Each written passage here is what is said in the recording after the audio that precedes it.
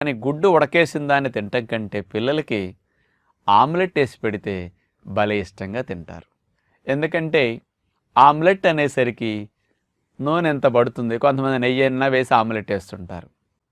ఉప్పు కారం కలుపుతారు ఆ కోడిగుడ్డు సొన్నలకి.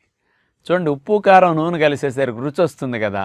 ఇంకేమీ కలపరు, సింపుల్గా ఆ గుడ్డట కొట్టడం, ఒక కప్పులు వేయటం, ఇంత ఉప్పు కారం వేయటం, ఇక ఈ కొట్టిట కలిపేలోపు పొయ్యి మీద రేకు పెడతారు, మూకుడేదో చక్కగా అందులో ఇంత నూనె నెయ్యి వేసేసరికి 1 minute అది నూనె కాగుతుంది శుభ్రంగా. అందులో ఎట్లా అంటే 2 to 3 minutes ఆమ్లెట్ అయిపోతుంది. 1 minute తినేస్తాం ఆమ్లెట్. సింపుల్, టేస్ట్గా ఎంజాయ్ చేసినట్టు అనిపిస్తుందని.